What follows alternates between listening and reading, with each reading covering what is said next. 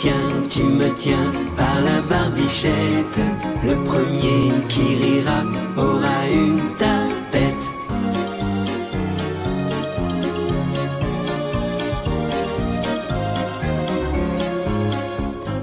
Je te tiens, tu me tiens par la barbichette. Le premier qui rira aura une tapette. Je te tiens, tu me tiens par la barbichette. Le premier qui rira aura une tapette.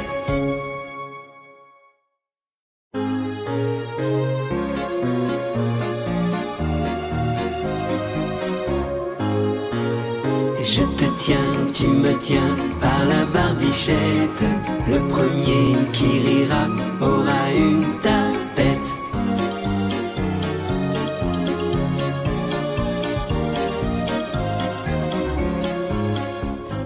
Je te tiens, tu me tiens par la barbichette. Le premier qui rira aura une tapette.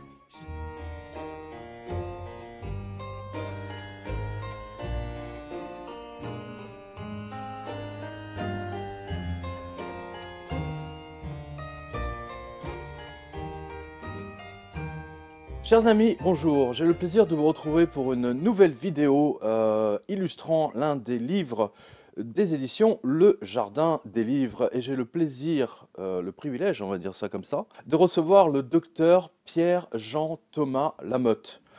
Docteur, il vous manque un prénom, parce que là, vous en avez déjà 3. Hein. Oui, on peut ajouter Maurice. On va ajouter Maurice, donc Pierre-Jean Thomas Maurice Lamotte, hein, ça vous va? Voilà. Donc vous êtes neurologue et vous avez publié chez nous il y a quelques années déjà « Et si la maladie n'était pas un hasard ?» Un livre qui a fait beaucoup de bruit, qui continue toujours à passionner les lecteurs. Donc vous êtes neurologue, vous avez fait toute votre carrière de médecin dans des hôpitaux. Vous n'êtes pas du tout un spécialiste du bien-être ou, vous savez, les grands spécialistes New Age qui font dans la somatisation. Vous avez vraiment 40 ans d'expérience médicale derrière vous. Vous êtes un vrai médecin. Et vous, dans ce livre, vous avez quand même jeté un sacré pavé dans la mare qui va dans le sens du docteur Hammer qui avait publié ça, mais qui a eu beaucoup de soucis et qui est allé peut-être sans doute même beaucoup trop loin. En revanche, je tiens à préciser que ce livre est absolument exceptionnel et que tout le monde devrait le lire parce qu'on apprend à comprendre nos maladies. Alors, avant d'y arriver, docteur, je voudrais que vous donniez un petit peu votre carrière depuis le début jusqu'à nos jours, on va dire. Hein, oui, effectivement, parce qu'il y a un petit rectificatif à faire. Donc, j'étais tout à fait de formation classique scientifique, neurologue passé à la Salpêtrière, interne chef de clinique. Et j'ai vu une formation d'anatomopathologiste, donc je me destinais plutôt à être derrière les microscopes, mais ça ne me plaisait pas, le contact avec les patients m'intéressait beaucoup plus, donc j'ai décidé de faire de la neurologie. Alors j'ai juste une question, neurologie c'est quoi exactement? Parce que c'est assez vague et en même temps... Neurologie c'est tout ce qui est le système nerveux, donc le cerveau, la moelle épinière, les nerfs, mais également les muscles.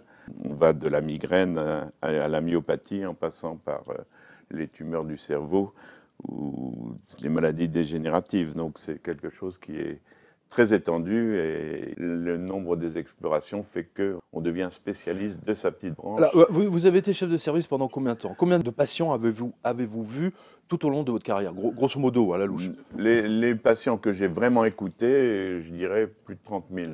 C'est-à-dire ceux que j'ai pris le temps de voir d'une façon différente. Mais autrement, peut-être 45 000 depuis le départ. Donc ce livre est vraiment le résumé de toute votre expérience, voilà, avec 30-40 000 patients. C'est énorme. C'est absolument énorme. Oui. La cassure s'est faite en fait en 1984. Je suis allé dans un lieu de prière et j'ai vu une patiente qui était en petit fauteuil depuis des années se remettre à marcher de façon complètement inattendue, puisque en neurologie, lorsqu'on parle de séquelles, ce sont des séquelles qu'on juge définitives. Et donc cette femme qui était en petit fauteuil, le lendemain, je l'ai vue se mettre debout. Bien sûr, elle ne marchait pas très bien, mais c'était quelque chose de tout à fait... C'était où? C'était à Lourdes? Non, c'était Paray-le-Monial. D'accord. Et donc ça m'a complètement bouleversé. Et 3 mois plus tard, je donnais ma démission de l'hôpital pour aller en ville et pour voir un petit peu ce qui pouvait écouter, ce qui pouvait se passer, puisque je suppose que la personne qui a guéri avait revu des choses dans sa tête de sa vie passée, et qui c'était sans doute là le secret de son amélioration, on va dire. D'accord. Alors, justement, je vais lire la 4e de couverture pour nos spectateurs. Quelques mois après son divorce, une femme développe un cancer du sein. Un cadre supérieur vit dans la hantise permanente de ne pas répondre aux attentes de la nouvelle direction et se retrouve avec un ulcère à l'estomac. Après une rupture sentimentale, un journaliste de 28 ans fait une crise cardiaque inexplicable du corps médical, illustrant parfaitement l'expression « avoir le cœur brisé ». À l'âge de 4 ans, le chanteur Ray Charles assiste impuissant à la noyade de son petit frère de 3 ans. 6 mois plus tard, il devient totalement aveugle. Alors, on va développer tous ces cas. Hein. Vous allez nous donner des explications pour vraiment donner l'envie aux spectateurs de vraiment de se plonger dans votre livre, parce que j'estime ça vraiment capital. Alors, une femme est invitée à quitter son poste du jour au lendemain pour être remplacée par plus jeune qu'elle. En 2 jours, elle développe une infection. Un directeur de banque vit une prise d'otage. Quelques mois plus tard, un virulent cancer se développe. Un enseignant vit dans la crainte d'être muté et quelques jours après la nouvelle de sa mutation, il fait une hémorragie cérébrale. Une fois retraité, un diplomate de carrière entre dans une dépression chronique. À force de s'organiser pour la santé de son mari au chômage, et Dieu seul sait si ce sujet aujourd'hui est primordial, hein, avec la hausse phénoménale du chômage, sa femme finit par vivre plusieurs malaises. Un attaché commercial se découvre un psoriasis à la suite d'un conflit de territoire avec l'un de ses collègues. Et donc le résumé de votre livre, si la maladie n'était pas un hasard, point d'interrogation, et s'il n'était que la réponse organisée par notre corps pour compenser nos petites et grandes déceptions émotionnelles de la vie. Après avoir examiné des milliers de patients, alors milliers, c'est plutôt des dizaines de milliers pour le coup, hein, le docteur Thomas Lamotte, neurologue, a développé une approche différente des symptômes de ses patients. Pour lui, la plupart des maladies que nous développons ont pour origine une émotion inavouée, et le simple fait de comprendre ce mécanisme nous permettrait déjà de les éviter. L'expression populaire « s'en rendre malade » trouve dans ce livre sa plus belle illustration avec les clés. Alors, docteur, justement, en ce moment, on a vu sur toutes les chaînes de télévision, alerte nationale, 2 millions de Français atteints par la grippe. Les mêmes symptômes pour le même diagnostic, la grippe. Depuis quelques jours, les patients défilent dans le cabinet de ce médecin montois. Les yeux pleurent. Un patient sur 3 qui arrive là, qui se présente à peu près, est contaminé. Je reçois donc les comptes rendus de ces grippes, parce qu'habituellement, on fait le diagnostic de grippe sans avoir de support biologique. Avec votre vue, hein, donc 2 millions de personnes atteintes par la grippe, qu'est-ce que c'est? C'est 2 millions de personnes qui craignent de tomber dans le chômage, elles ont pris quelqu'un en grippe, qu'est-ce que c'est? Comment vous l'interprétez? Ben, la grippe, elle ne survient qu'en période d'hiver, alors que le virus est à l'opposé de l'hémisphère pendant l'été. Les avions nous amènent des gens portant le virus grippal, et pourtant la grippe ne se déplace pas, ne vient pas chez nous en été. S'il est question de grippe l'hiver, c'est parce qu'effectivement, c'est une période où le corps est un peu en repos et on est en attente de trouver une autre nouvelle énergie, un petit peu. Il y a l'expression qui dit « passera pas l'hiver », vous voyez. C'est un petit peu ce coup de blues qui est lié à la baisse des jours, qui fait qu'à partir d'un certain moment, on va tourner une page avec un virus grippal. Attendez, vous voulez dire qu'on tourne la page de quoi? De quoi? D'une vie, on va dire, où on est à l'aise, où on est dans un espace qui nous convient sur le plan vital, puisque des épisodes viraux, ce sont des épisodes qui surviennent quand on tourne la page sur quelque chose d'une évolution de notre vie, on va dire. On change de niveau. D'accord. Y compris pour les enfants? Y compris pour les enfants, y compris pour les vieillards. D'accord. Justement, quelques mois après son divorce, une femme développe un cancer du sein. Le cancer du sein est extraordinairement d'actualité. Beaucoup de médecins pensent qu'en fait c'est dû précisément à l'utilisation de la pilule. Votre opinion là-dessus? Oui, ça n'a rien à voir. Mais je pense qu'il faut recadrer un petit peu la survenue des maladies. En fait, les médecins apprennent tous, quand ils font leurs études, le réflexe conditionné de Pavlov. C'est un chien qu'on habitue à recevoir sa nourriture après avoir eu la sonnette d'une cloche. Et donc, au bout de quelques séances de conditionnement, on voit que le chien se met à baver, à saliver lorsqu'il entend la cloche, alors qu'il n'a pas encore sa pâtée. Et donc, il donne sa réponse avant l'arrivée de la pâtée, pour quelque chose qui est un plaisir. D'accord. Hein? Et on peut très bien, en sens inverse, lorsque il s'agit d'un conditionnement désagréable, développer la pathologie lorsque le mauvais souvenir est réveillé. Donc il y a toujours deux temps dans une maladie. C'est pas parce qu'on a un premier choc qui est important qu'on va faire une maladie. Il faut qu'on ait été sensibilisé d'abord. Alors, c'est le grand thème de votre livre, mais également de votre vie professionnelle, hein. C'est-à-dire que vous dites que toutes les maladies, enfin les grandes maladies qu'on développe, sont initialement liées à un choc émotionnel, refoulé même. Ouais, c'est-à-dire qu'il y a toujours une notion de culpabilité au sens large. J'ai pas osé, j'ai été lâche, j'ai été... Bon, il peut s'agir de sexualité notamment, c'est des choses qu'on raconte pas facilement. Un jeune enfant va pas montrer de l'agressivité vis-à-vis de ses parents, ça ne se fait pas. Donc on est obligé de refouler d'un certain nombre de choses. On met dans notre inconscient ces mauvais souvenirs. Hein. Mais la qualité, la tonalité, c'est toujours quelque chose de très désagréable que j'ai pas envie de raconter. Et donc, pour moi, une bonne consultation, c'est celle qui aboutira. Ça, je ne l'ai jamais dit à personne. D'accord. À ce moment-là, effectivement, on a des choses, on a des chances que ce soit la bonne. Alors, le cancer du sein, grosso modo, quels sont les cas les plus fréquents que vous avez eu qui développent un cancer du sein, selon votre expérience? Alors, le cancer du sein, ça n'existe pas. C'est-à-dire qu'il y a plusieurs types de cancer du sein, mais le plus fréquent, c'est ce qu'on appelle les cancers canalaires, hein, c'est-à-dire les petits canaux qui sont chargés de transporter le lait jusqu'au mamelon. Et ces cancers canalaires, à notre époque, une des figures classiques, c'est qu'il y a eu une période de danger, puisque le sein, c'est quelque chose qui apporte la protection à l'enfant, symboliquement bien sûr, mais dans la réalité aussi. Quand, par exemple, il y a une séparation parce que l'homme est trop agressif, la femme va retrouver un cadre de vie agréable et sans danger avec ses enfants, et c'est à ce moment-là qu'elle va développer son cancer du sein, ce qui paraît complètement scandaleux, c'est-à-dire que c'est quand ça va mieux que le cancer va apparaître. Comment vous expliquez ça? C'est une compensation? C'est une compensation, c'est-à-dire qu'on peut comparer ça à quelqu'un qui a des problèmes financiers. Si je suis fauché dans la misère pendant des années, lorsque je vais avoir retrouvé des moyens de vie, que je vais pouvoir avoir un travail, de quoi manger, un toit, etc., oui. Eh bien, de peur que ça ne se renouvelle, je vais faire des provisions, on va dire. Hein. Donc, en fait, c'est avec ces provisions-là, je ne pourrai plus reconnaître, mais il s'agit bien sûr d'un échelon symbolique. Hein.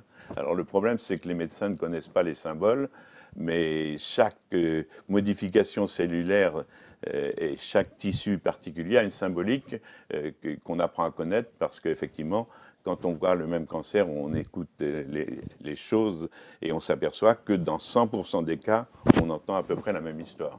D'accord. Une autre question. Un cadre supérieur vit dans la hantise permanente de ne pas répondre aux attentes de la direction, hein, voilà, et se retrouve avec un ulcère à l'estomac. Donc l'ulcère, c'est quand même c'est extrêmement fréquent aujourd'hui. Votre diagnostic là-dessus? Pour moi, tout ce qui est l'estomac, c'est une question de quantité. Donc de ce que je reçois de l'extérieur, hein, un morceau symbolique, on va dire. Oui. Et donc la pathologie de l'estomac, c'est soit j'en ai trop, soit j'en ai pas assez quelque part. D'accord. Hein, et donc si je fais un ulcère, symboliquement, c'est pour faire la place à un plus gros morceau. D'accord. Voilà, ok. Alors, après une rupture sentimentale... Alors, juste, ce cas est intéressant parce que, en fait, ce que vous dites dans votre livre a été confirmé donc, par plusieurs études des grandes compagnies, enfin des associations des assureurs américains, qui ont montré et prouvé, justement, par des statistiques sur l'ensemble du territoire et des polices d'assurance véhicules. Lorsque la personne, l'assurée, vivait une rupture sentimentale, eh bien, dans la semaine ou dans les 15 jours qui suivent, les chances d'avoir un accident de voiture, un accrochage plus ou moins grave, sont augmentées quasiment de 300%. Hein, je vous donne ça de tête. C'est quelque chose qui m'avait vraiment marqué d'ailleurs à l'époque. Et donc là, après une rupture sentimentale, un journaliste de 28 ans fait une crise cardiaque inexplicable du corps médical, illustrant parfaitement l'expression « avoir le cœur brisé ». Est-ce que le français, le langage, est beaucoup plus intelligent que tous les médecins normaux, on va dire? Oui, si on veut comprendre une maladie et le sens symbolique, le langage populaire nous donne la piste de la symbolique de l'organe qui est malade, qui est touché. Donc toutes les affections du cœur? Ah ben, les affections du cœur, bien ça peut être le cœur, l'affectivité, mais le cœur c'est aussi symboliquement, alors là effectivement les cardiologues peuvent hurler quand je dis ça, c'est symbolique, le ventricule du père c'est lui qui est dans l'action et l'oreillette est symbolique de la mère, celle qui reçoit. Oui. Et donc, je vous cite un exemple. Oui, donnez-nous des exemples régulièrement. Un exemple qui est très parlant et qui paraît complètement hors de sens pour mes confrères. Une femme qui accompagne son mari qui a fait des malaises qui n'est pas bien. Donc on va cerner que les malaises, en fait, c'est parce qu'il a eu peur que sa femme meure en se faisant opérer d'un rétrécissement aortique. D'accord. Donc le rétrécissement aortique, c'est la sortie du ventricule gauche. Heureusement, pour ce cas-là, la condition cardiaque, l'insuffisance cardiaque de cette femme s'est améliorée. Et donc on a repoussé, puisque à plus de 80 ans, c'est quand même une chirurgie qui comporte des risques. C'est pas parce que le malade ne raconte pas son histoire. Quand on a une idée, qu'on connaît la symbolique, ça permet d'aller jusqu'au bout et de faire sortir la culpabilité ou le sens du symptôme. Donc cette femme qui accompagne son mari, j'entends rétrécissement aortique, je lui dis « Madame, qu'est-ce qui s'est passé avec votre père ?» Elle me dit « Mais non, rien du tout, docteur, il ne s'est rien passé. »« Madame, qu'est-ce qui s'est passé avec votre père ?» Je lui dis « Docteur, il ne s'est rien passé. » Et là, je tape un peu du poing. « Madame, qu'est-ce qui s'est passé avec votre père ?» Docteur, je vous ai dit, il ne s'est rien passé, je ne l'ai pas connu. D'accord, ok. Donc vous voyez que tout ça, il faut savoir que le ventricule gauche est symbolique du père. Rétrécissement aortique fait que le sang, ce sont les liens du sang, donc l'enfant reste plus longtemps en contact avec le ventricule gauche, donc avec le père. Dites-moi, vos collègues, vos confrères doivent hurler quand ils vous entendent? Ben, on me dit oui, quelquefois d'aller prendre mes gouttes. D'accord. Le Conseil de l'Ordre? Le Conseil de l'Ordre, on a convenu qu'on était sur des planètes différentes. D'accord. Mais cela dit, je précise que ça fait quand même 4-5 ans que votre livre est sorti, voire 6 ans. Le Conseil de l'Ordre l'a lu et n'a pas trouvé de raison de vous faire un procès ou de vous retirer. Ah ben non, de toute façon... Non, mais c'est très important, je précise. On juge au résultat. Vital. On juge au résultat, on est d'accord. Même si la méthode paraît complètement absurde à leurs yeux, et complètement folle, on va dire, les résultats, ils sont là. Et quand vous avez quelqu'un qui, après une consultation, commence à guérir d'une pathologie grave, par exemple un cancer avec des métastases, le résultat est là, puisque effectivement, on n'obtient pas ce résultat avec la chimiothérapie ou la radiothérapie aussi rapidement, on va dire. Il existe plusieurs médicaments anticancéreux qui ont tous le même but, combattre la maladie, mais des modes d'action différents. Les thérapies ciblées s'attachent à une particularité génétique de la tumeur pour la détruire. L'hormonothérapie régule les hormones du patient pour contrôler la croissance des cellules du cancer. Et enfin, la chimiothérapie par intraveineuse ou par voie orale s'attaque directement aux cellules cancéreuses.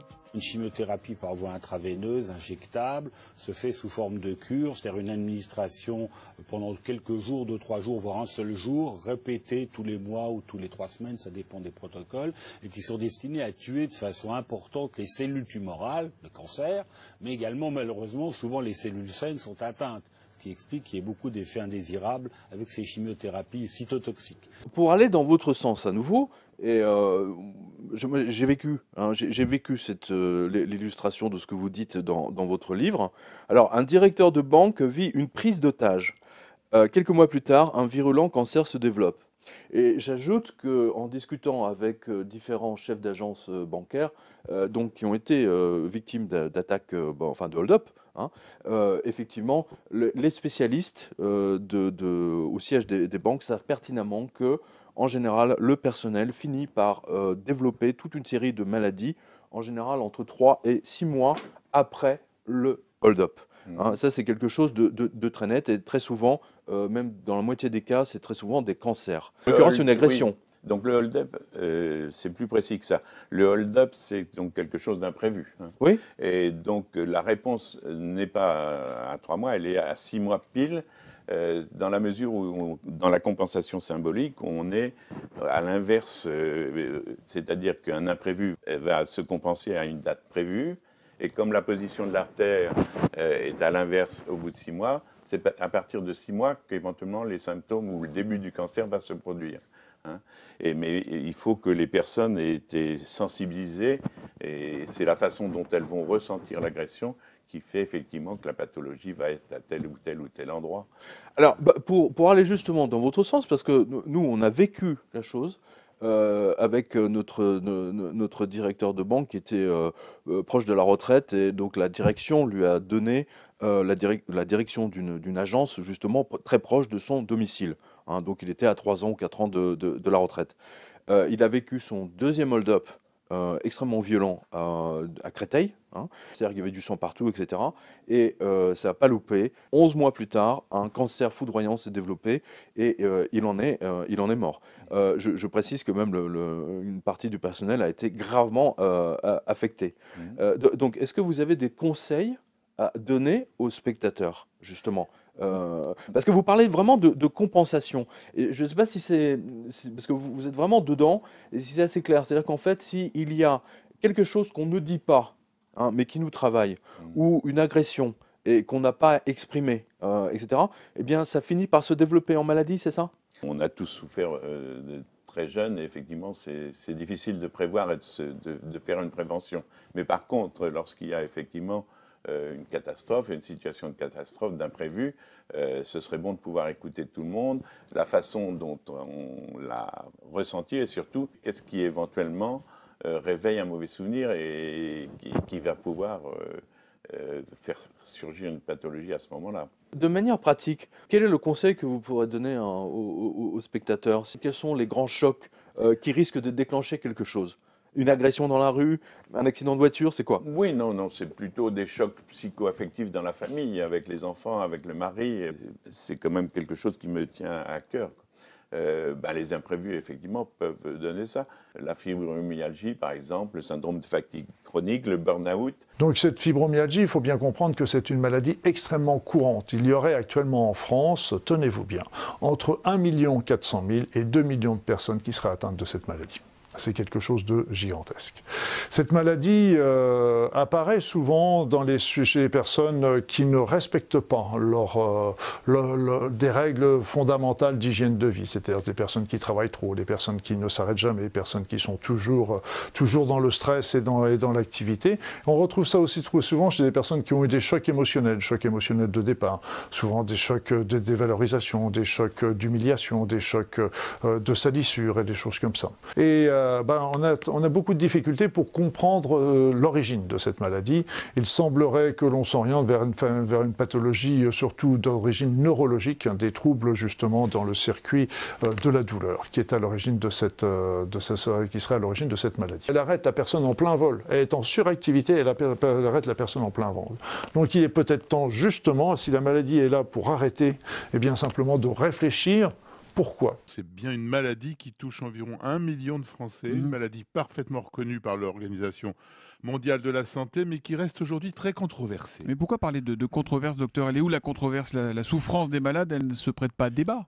Controverse parce qu'on ne connaît pas les causes, il n'existe rien pouvant expliquer ces douleurs et cette fatigue, rien à la radio, à l'IRM ou dans la prise de sang. Mais ça s'attrape, c'est quoi? C'est héréditaire, c'est génétique, c'est psy, ça vient d'où cette maladie? Alors, si on le savait, on aurait déjà une piste, hein. On peut citer pêle-mêle des explications, des anomalies musculaires, une infection virale, des troubles hormonaux, une hypersensibilité à la douleur. Rien n'a été prouvé. Et puis la maladie est souvent reliée à un événement initiateur, un stress ou un traumatisme, ce qui explique que ça se termine souvent chez le psy sans beaucoup d'effet d'ailleurs. Pour celui qui a l'habitude de chercher, c'est vraiment 6 mois avant l'apparition des symptômes, on va trouver cet imprévu. Alors attendez. Donc quelqu'un qui a un burn-out, Ouais. hein, donc qui tombe, boum, qui est hospitalisé, etc.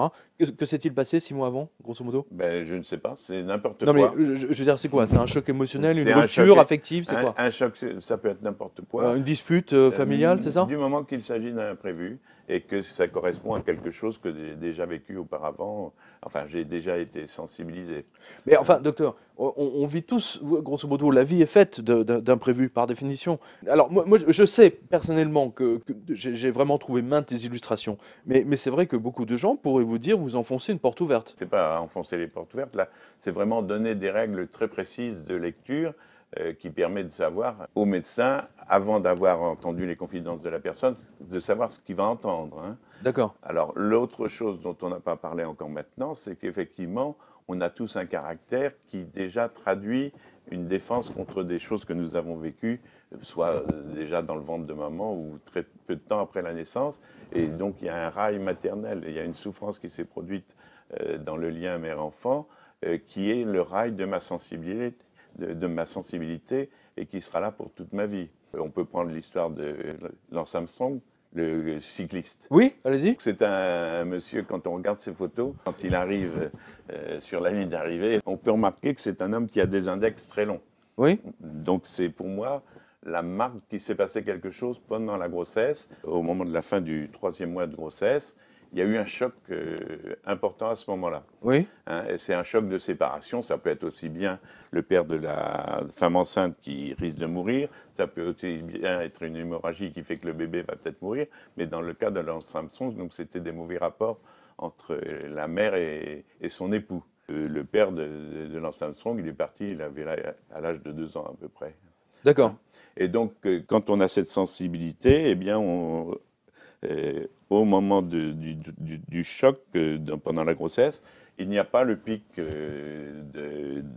d'hormones de testostérone chez l'homme et d'œstrogène chez la femme, ce qui fait que les mains sont différentes, ce que j'appelle des mains de la séparation.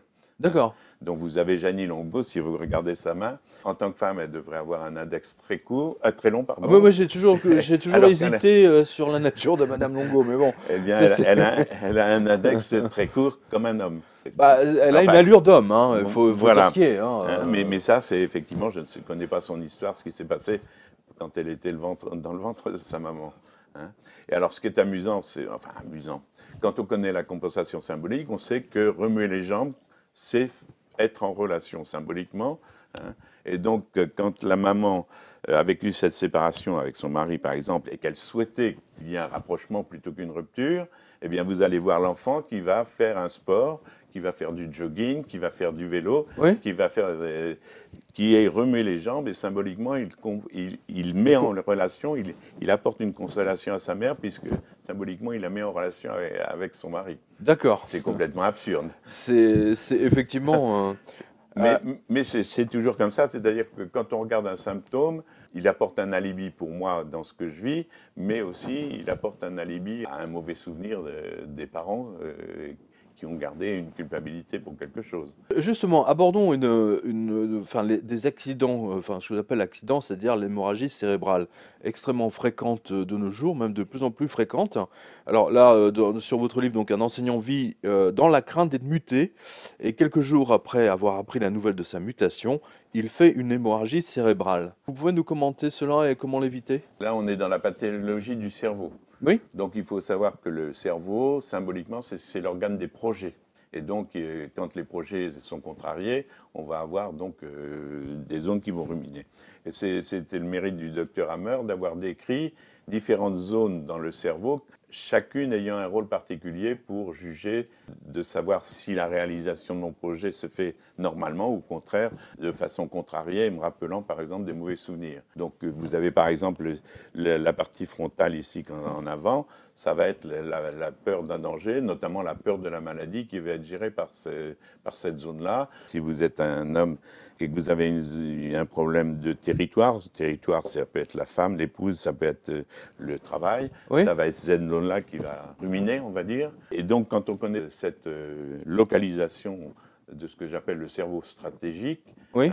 Chaque fois qu'on a une pathologie cérébrale, le simple scanner nous permet de dire c'est tel genre de problème qui est en train de se résoudre, entre guillemets, symboliquement. Alors, justement, ouais. Pardonnez-moi, en vous écoutant, j'ai quelque chose qui me revient, parce que là aussi, j'ai une nouvelle fois pu vérifier la validité de votre analyse dans mon entourage. D'ailleurs, c'est ça qui est intéressant avec ce livre, c'est-à-dire quand on le lit, en fait, on a tous des exemples dans notre entourage proche ou, on va dire, professionnel, etc., qui illustrent, mais vraiment, quasiment, je ne veux pas dire à chaque page, mais presque, la validité de cette approche. Alors là, je pense notamment à une connaissance qui a divorcé, donc un couple qui est marié depuis 20 ans, 3 enfants. La femme décide de divorcer, elle veut garder les enfants, sauf que les enfants la repoussent et décide de rester avec le père. 6 mois plus tard, effectivement, elle a développé une sclérose en plaques. Et moi, j'étais véritablement sidéré parce que j'ai vu la manifestation, l'illustration parfaite de votre livre chez cet ami. Voilà. D'ailleurs, j'étais bien embêté parce que je pouvais difficilement lui expliquer, quand elle se faisait ses piqûres, de lui expliquer que c'est elle-même qui a développé cette maladie à cause, si j'ai bien compris votre livre, à cause justement de la séparation, notamment de la décision des enfants d'aller avec le père. Votre analyse là-dessus? Oui, mais là, ça n'est qu'une situation qui rappelle un mauvais souvenir. Donc, elle-même, alors pardonnez-moi, voilà. Il manquait un bout. Voilà. C'est avec ses parents. C'est là où vous êtes brillant, c'est le cas de le dire. C'est qu'elle a été abandonnée par ses parents à l'âge de 5 ans. Et c'est quelque chose qui m'avait... J'en ai encore la chair de poule parce que quand elle m'a raconté ça, j'ai vu votre livre qui prenait encore une autre dimension. Elle m'a raconté que c'est un matin, elle s'est réveillée, que son père l'avait prise donc à 7h ou 8h du matin et l'a emmenée dans un orphelinat du sud de la France et il l'a déposée là à une bonne sœur et l'a plus jamais revue. Elle a été abandonnée du jour au lendemain. Donc votre analyse, là, ayant ce dispositif. Voilà, donc la séparation avec le mari n'est que le rappel de ce premier souvenir très douloureux. C'est ça qui déclenche la sclérose en plaques. Et la sclérose en plaques, donc c'est une façon de, par rapport à mes projets, c'est une façon de détruire les parents. Enfin, de détruire les parents? Oui, de détruire les parents, c'est-à-dire que le neurone, le fil électrique, on va dire, est protégé par une gaine et cette protection symbolise les parents. D'accord. Hein?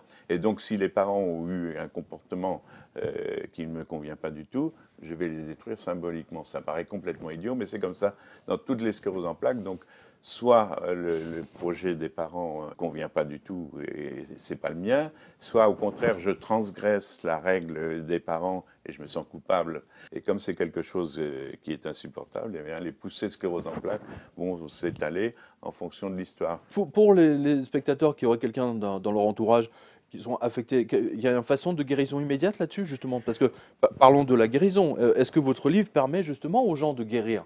Du moins de circonscrire tous les effets C'est sûr que les scléroses en plaques qui évoluent par poussée comme ça, en fonction de l'histoire qu'on va entendre, on va savoir si c'est une sclérose en plaques qui va avoir un profil bénin ou au contraire qui risque d'être très grave. Après, effectivement, il faut absolument qu'il y ait un travail sur le déclenchement de la poussée et qui va en général donner des résultats très rapidement. En 8-10 jours, les symptômes peuvent régresser sans cortisone. Mais par contre, pour qu'il y ait ce travail de prendre de distanciation par rapport aux parents, là, c'est de l'ordre de la psychothérapie et c'est quelque chose qui... D'accord, donc autrement dit, là, il va demander un travail de la personne. Voilà, qui permettrait en fait de nettoyer ça. Voilà, mais j'ai vu le cas d'une femme qui était en petit fauteuil à 60 ans et qui, à 60 ans, a commencé sa psychothérapie et elle a pu remarcher ensuite. D'accord. Alors, autre exemple, justement, parce qu'en ce moment, la France est absolument dévastée par le chômage. Alors, à force de s'angoisser pour la santé de son mari au chômage, sa femme finit par vivre plusieurs malaises. Alors là, on a deux cas. C'est-à-dire que vous savez très bien que la situation pour un homme au chômage est beaucoup plus dure que pour une femme, hein, parce que c'est l'homme qui apporte la nourriture à la maison, etc. Donc l'homme a un rôle à jouer. Alors, quelqu'un qui se retrouve au chômage, quel conseil pouvez-vous lui donner pour ne pas se rendre malade, justement? C'est certain qu'on a besoin de se confier sur ce qu'on ressent et donc de trouver une âme sœur, un copain, n'importe qui. On peut très bien faire un jogging en racontant ses misères ou en allant au club de sport, mais c'est indispensable de dire exactement l'humiliation que l'on ressent, puisqu'en fait... Le chômage, c'est une humiliation? Ah ben oui, puisque je dois être en relation, mais en bonne relation et être reconnu. Hein. Oui. Donc, le chômage, je ne peux pas être reconnu, donc c'est vraiment un cul-de-sac, on va dire, pour un être humain, quelque part. Ça a commencé quand j'ai reçu de plus en plus de candidatures négatives, c'est-à-dire sans entretien pour les candidatures, sans entretien d'embauche, alors que je postulais à des postes équivalents au poste de cadre supérieur que j'avais avant. Donc entre le moment où tu t'es retrouvé au chômage et ta sortie de ces soins en fait dont tu avais besoin, combien d'années se sont écoulées au total? Alors pendant 4 ans à peu près, 4 ans. Pendant 4 ans j'ai galéré dans ma tête.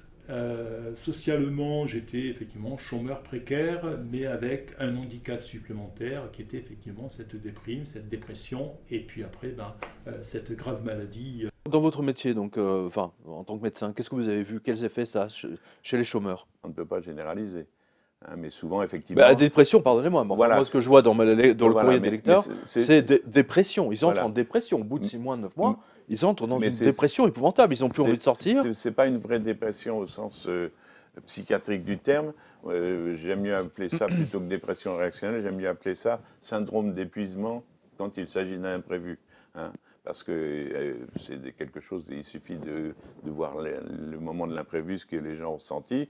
On leur donne une toute petite dose de médicaments pendant quelques semaines, et puis ça suffit pour qu'ils s'en sortent, à partir du moment où ils ont vidé leur sac du ressenti du moment où ils ont été mis au chômage. Est-ce que le manque d'argent crée des maladies?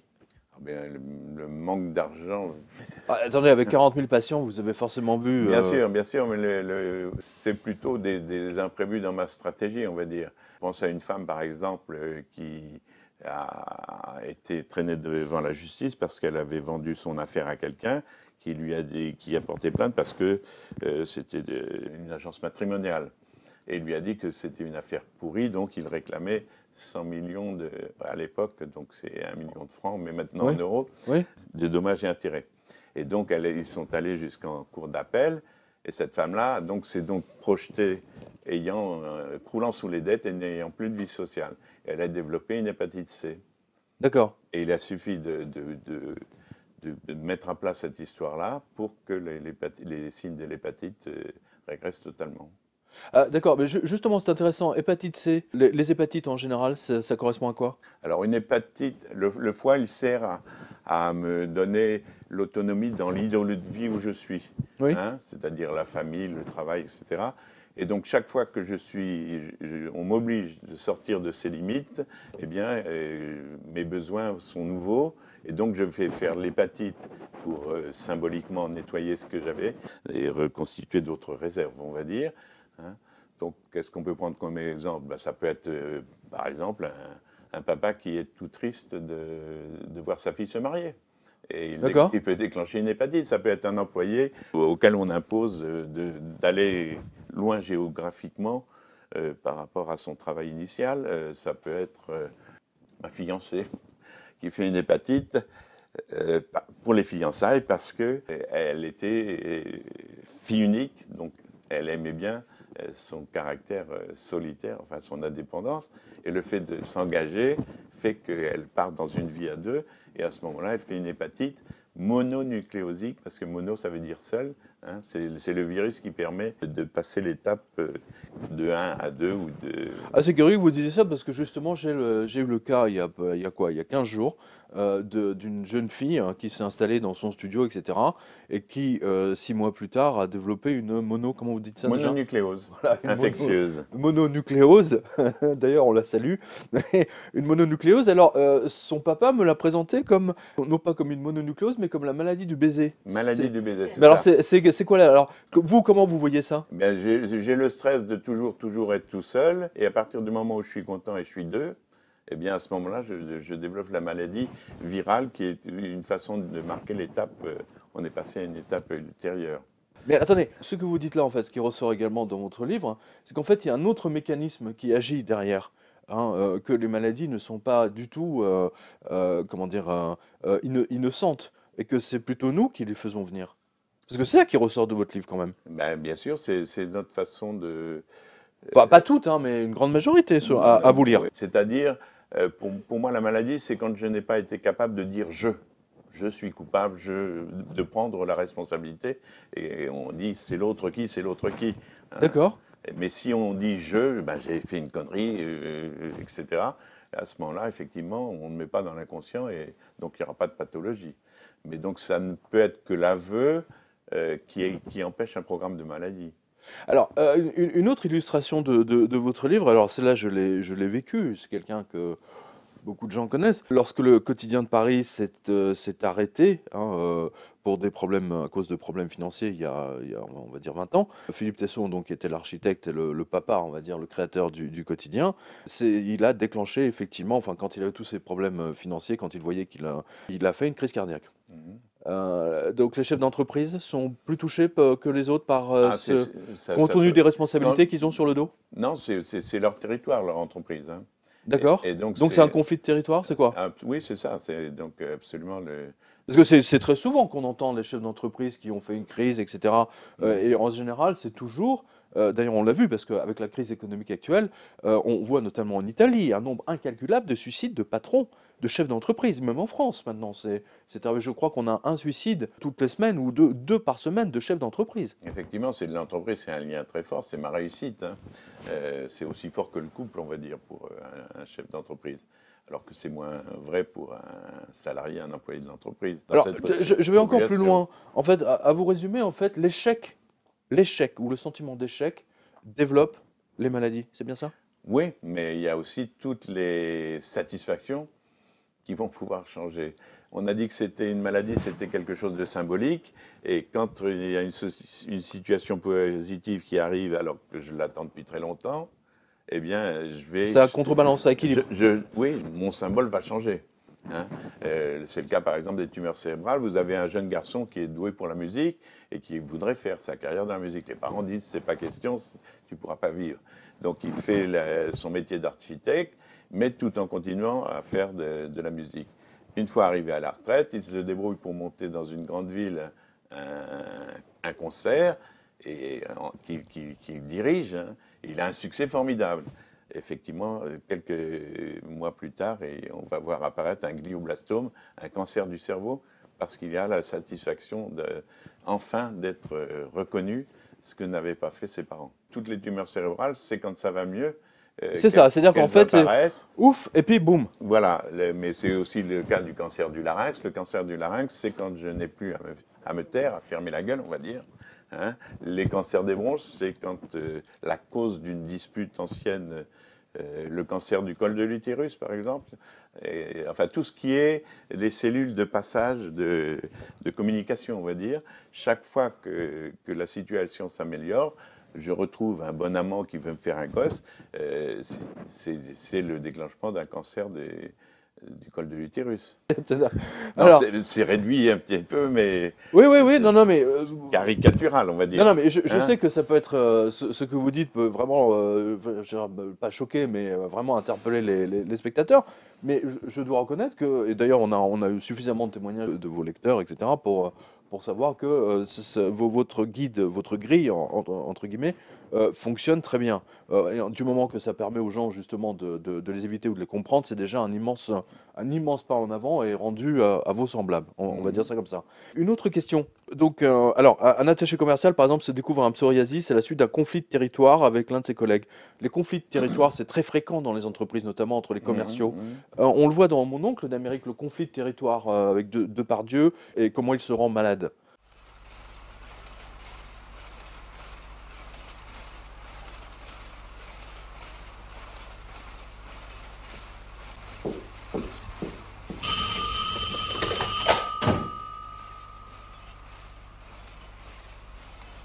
C'est pour vous.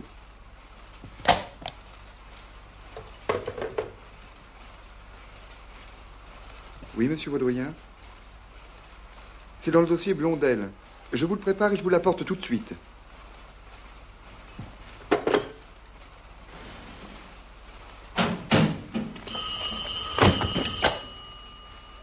Allô?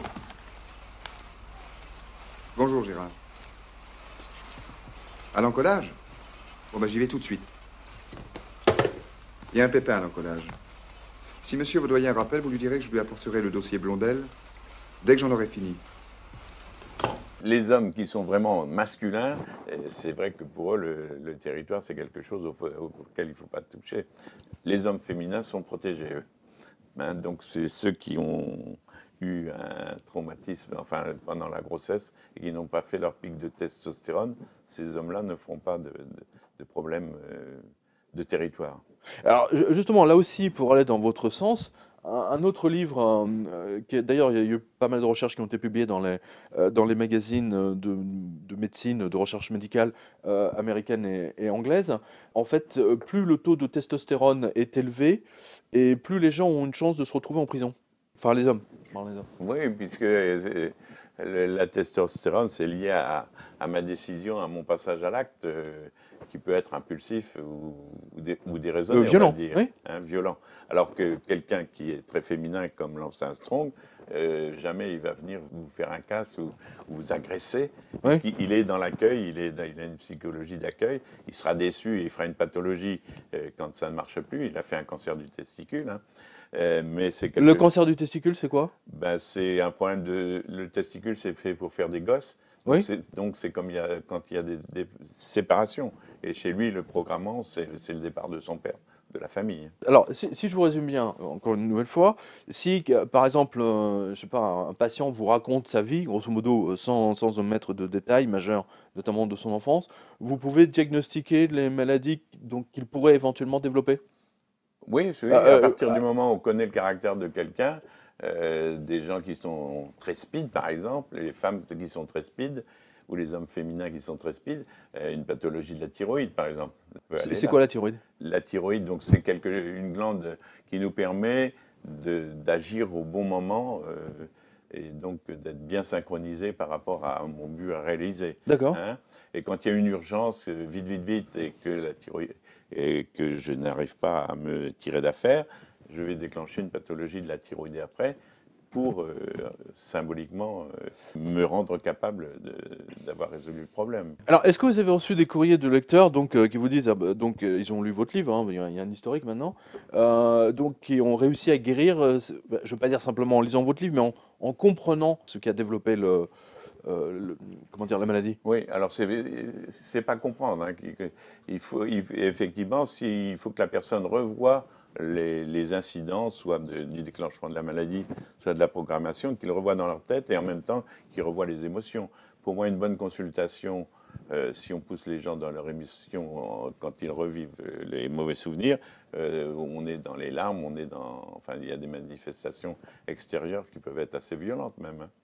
Et donc, effectivement, notre cerveau permet quand on lit un livre, même si la théorie du livre est complètement fausse, va leur faire relire quelque chose et leur faire remonter des souvenirs. Et à ce moment-là, ils peuvent guérir, effectivement, s'ils revoient le côté inavouable de la situation. Une autre question, enfin, dans la question, le cas qui vous a le plus marqué, hein, de là où vous avez pu guérir un de vos patients, le cas le plus spectaculaire, on va dire, c'est lequel? Ben, le plus spectaculaire, c'est le premier cancer. C'est-à-dire? Le premier cancer que j'ai vu et qui a guéri, donc c'est celui-là qui m'a donné courage pour continuer la suite. Oui. Hein, parce que je me sentais un peu isolé, moi, oui, bien par sûr. rapport à mes Évidemment, confrères et tout ça. Bien sûr. Et donc, c'était un prêtre, d'ailleurs, qui ne s'est pas reconnu dans le livre, parce qu'on a maquillé son histoire. Et il m'a fait le reproche, il m'a dit, mais vous n'avez pas parlé de moi dans votre livre. Ah oui, d'accord. Bon, donc, on avait bien maquillé. Et alors, dites-nous. Donc, il vient me voir, il a un cancer des ganglions dans la poitrine et dans le ventre. C'est ce qu'on appelle une maladie de Hodgkin, un stade 3, donc. On discute et on va s'apercevoir, je lui explique que des ganglions, c'est fait pour se défendre contre l'extérieur. Mon espace vital, c'est le thorax. Mon identité, faire respecter mon identité, c'est le ventre. Hein. Donc, il a bien compris, effectivement, que c'était un gros conflit avec son supérieur. Qui faisait qu'il avait été humilié à la fois dans son identité. On revient toujours à ça, humiliation. Et très curieux. On lui avait retiré les fonctions qui faisaient soi-disant mal. D'accord. Il a décidé, sans m'en parler, après la consultation, d'aller voir ce supérieur en mettant les choses au point et en lui demandant... Oh, le point dans la gueule. Non, c'était en lui demandant une orientation et en lui disant ce qu'il voulait faire comme... orientation. Oui. Et puis il est allé voir aussi l'anesthésiste qui avait posé une chambre pour faire la chimiothérapie. C'est-à-dire qu'il s'est défendu tout seul par rapport. Donc il s'est levé et il a affronté celui qui l'humilie, c'est ça? Celui qui l'humilie et celui en même temps qui lui propose de faire la chimio. Hein. Il a osé se lever, c'est ça que vous voulez dire? Il a osé faire face et dire ce qu'il ressentait et mettre en accord avec ses pensées, ses actes. Et donc, il a osé se défendre contre la chimio et contre son supérieur. D'accord. Alors, dans ce livre, on va montrer...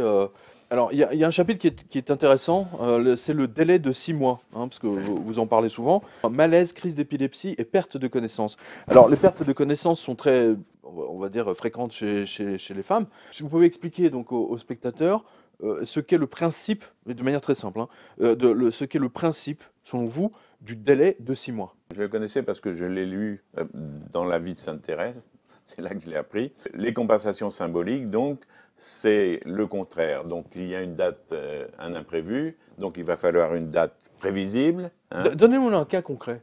C'est quoi de Thérèse de Lisieux, par exemple? C'est quoi son cas? Elle a fait ça 2 fois de suite. Une première fois, c'est quand sa sœur part au Carmel, alors qu'elle pensait qu'elle l'attendrait, qu'elles iraient toutes les deux au Carmel en même temps. Voilà. D'accord. Et donc, quel âge elle avait? 10 ans à peu près. Oui. Il y a une petite discussion avec ses oncles et tantes. Et donc, 6 mois plus tard, donc elle déclenche une étrange maladie. Et en fait, l'étrange maladie, c'est qu'elle est agitée, qu'elle paraît un peu fofolle, on va dire, et tellement inquiétante qu'il y a toujours quelqu'un qui reste avec elle. D'accord. Donc, elle vient d'être quittée. Voilà. Et curieusement, pendant cette maladie, le jour où elle retourne voir sa sœur au Carmel, les symptômes disparaissent complètement. Donc, c'était sa seconde mère, la sœur. Sa sœur, oui. Voilà. Et donc, en fait, elle va avoir une vision d'une statue qui lui sourit, une statue de la Vierge, donc une bonne mère, quelque part, oui. qui était sa sœur qui l'a quittée. Et elle retrouve une bonne mère, et à ce moment-là, elle guérit définitivement. C'est intéressant. Dans la spiritualité, ou dans la prière, on peut trouver justement on peut compenser encore plus rapidement ce genre de... Compenser ou tout au moins avoir une bonne inspiration, si effectivement. C'est le cas de l'histoire d'Édith Piaf. Édith Piaf vivait chez sa grand-mère à côté de Lisieux, à Bernay. Et donc elle fait une maladie de la cornée qui au pacifie, elle n'y voit presque plus. Oui. La grand-mère entend parler d'une petite fille qui voyait mal et qui a été guérie en allant faire un pèlerinage à Lisieux. Donc elle prend ses filles, puisque c'était dans un bordel qu'elle a été, oui, oui. Elle va à Lisieux, et là, c'est là où la prière, c'est l'intuition quelque part, enfin, elle a l'intuition de ramener un sac de terre de Lisieux. Elle va tous les soirs, avec sa terre, mettre ça dans un bandeau sur les yeux d'Édith Piaf. Oui. Voilà. Au bout de 8 jours, les cornées sont parfaites, elle est guérie définitivement, alors que c'était quelque chose qui durait depuis des mois. Hein. D'accord. Alors, donc, un caractère miraculeux, quelque part. Certes, mais justement, vous disiez, alors c'est à mettre en liaison avec l'exemple de Ray Charles, hein, c'est-à-dire qu'en fait, comme elle s'est retrouvée dans une maison de passe, donc elle était accueillie par toutes les prostituées qui étaient là, gentiment d'ailleurs, en fait, c'est le fait de voir des choses qu'elle ne devait pas voir qui l'a... Non, la cornée, c'est ce qui me permet d'avoir le contact extérieur, et en fait, elle n'avait jamais eu le contact visuel avec sa mère. D'accord. Et le fait de lui mettre une mère symbolique, c'est-à-dire la terre, on lui met de la terre. Hein, eh bien, le fait d'avoir dans un climat d'affection, la terre nourricière, c'est la mère, okay. Et le soleil étant le père. Parce que là, si elle n'avait jamais eu le contact avec son père, le fait de mettre de la terre sur les yeux n'aurait pas apporté la guérison. Donc la prière a donné la bonne inspiration qui permet de guérir. Dernier exemple. À l'âge de 4 ans, le chanteur Ray Charles assiste impuissant à la noyade de son petit frère de 3 ans. 6 mois plus tard, il devient aveugle. Votre analyse? Voilà. Bon, c'est pas exactement ça, mais j'ai lu plusieurs versions. Oui. L'analyse, donc, effectivement, il a fait ce qu'on appelle un glaucome qui détruit les fibres optiques. Hein. À partir du moment où il voit son petit frère, il se sent coupable, puisque la maman l'a laissé avec le petit frère devant des bassines d'eau chaude pour faire la lessive. Et il se sent coupable donc de ne pas l'avoir tiré d'affaire. À partir de ce moment-là, la maladie vient et il est complètement aveugle à l'âge de 7 ans. Mais il faut savoir que tomber dans un bac de lessive, symboliquement, c'est pas n'importe quoi. C'est de se nettoyer? Non. C'est quoi? C'est retourner dans le ventre de maman. Ah oui, on peut le voir, d'accord. Bonjour Bonux. Hein. Mais non, mais toutes les noyades, en général, c'est ça. Les noyades, c'est ça pour vous? Enfin, dans l'explication, effectivement. Vous voulez un exemple? Oui, bien, évidemment. Un exemple, donc un papa qui est en colère contre son fils, il vient de cacher quelque chose de très précieux à ses yeux. Ah, tu fais toujours des conneries, et puis d'ailleurs, à ta naissance, tu as failli tuer ta mère. Il a 5 ans et demi, le gamin, il ne peut pas répliquer et dire papa, mais tu n'as pas le droit de dire ça, etc.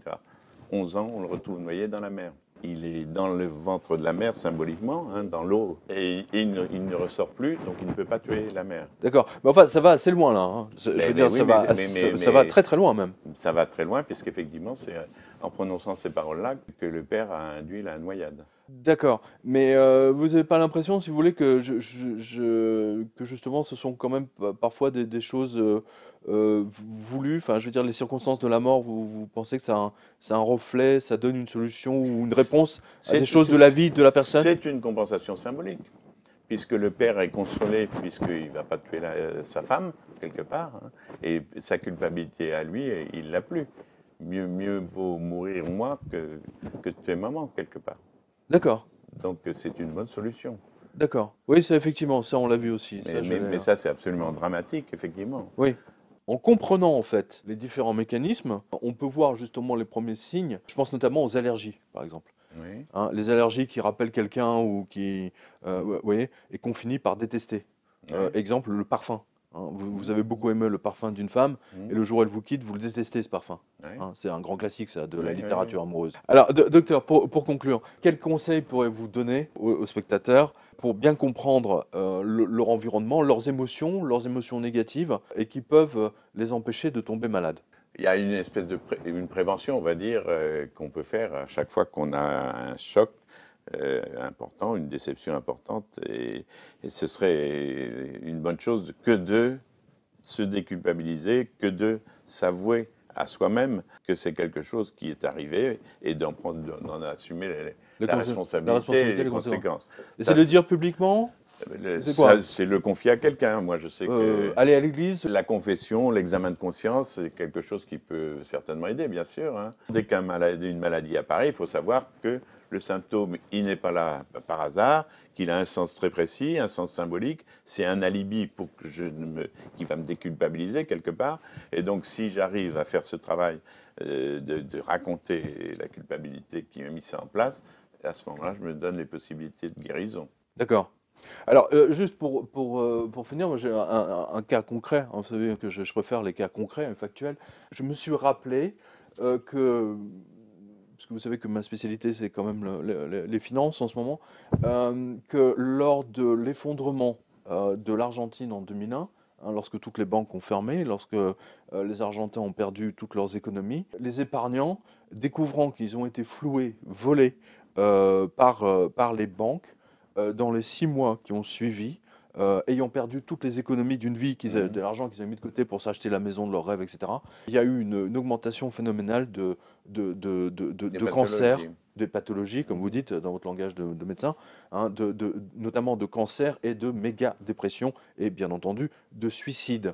Hein. Donc c'est quelque chose de très très important, de comprendre que le fait de ne pas avoir pu prévoir quelque chose, ça rend également malade. Mais ce qu'il faut comprendre, c'est que représente l'argent pour ces personnes. Oui. En fait, les gens mettent de l'argent de côté, c'est un équivalent d'identité, quelque part.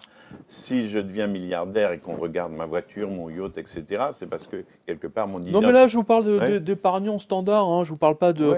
C'est vraiment les petits commerçants, c'est pas... Mais quelque part, c'est comme si je n'avais pas été reconnu. Ah, mais clairement, ils n'ont pas été... Non seulement ils n'ont pas été reconnus, mais ils ont été effacés. Oui, non, mais financièrement. Rasés.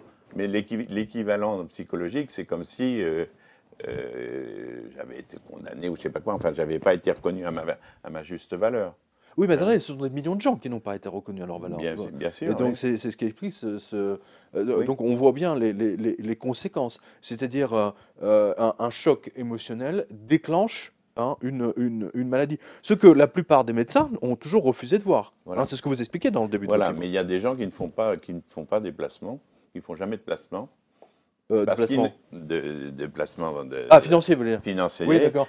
Et parce qu'eux, ils n'ont pas besoin de compenser pour leur identité. D'accord. C'est un problème d'identité qui est là-dessous. C'est pas donc c'est le fait qu'ils veulent s'acheter une maison, c'est pas une. Donc dans pathologie, ça. Vous ne pouvez pas dire ça quand même. Vous pouvez pas mettre les dizaines de millions d'épargnants français ou même d'Européens en disant qu'ils ont tous un problème d'identité. Pour lequel l'identité est importante, on va avoir une pathologie qui va être plutôt une pathologie anale ou un cancer du rectum.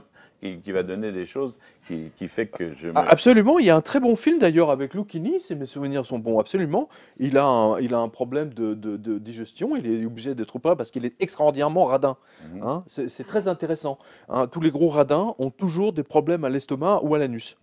Vous confirmez? Ah ben oui, c'est... Écoutez, en tout cas, chers spectateurs, ne soyez pas radins sur ce coup-là. Hein. Lisez son livre, c'est exceptionnel, vous ne serez plus malade. Hein. On ne va pas dire ça comme ça. Mais en tout cas, docteur, merci beaucoup pour votre présence aujourd'hui.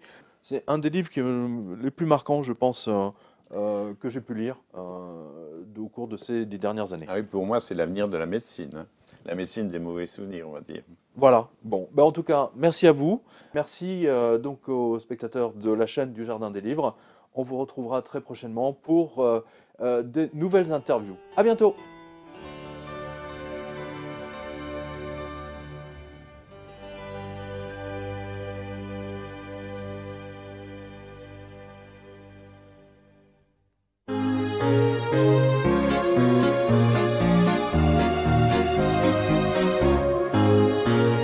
Je te tiens, tu me tiens par la barbichette. Le premier qui rira aura une tapette.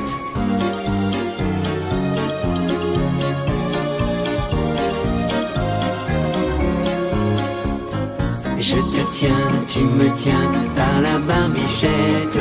Le premier qui rira aura une tapette. Je te tiens, tu me tiens par la barbichette. Le premier qui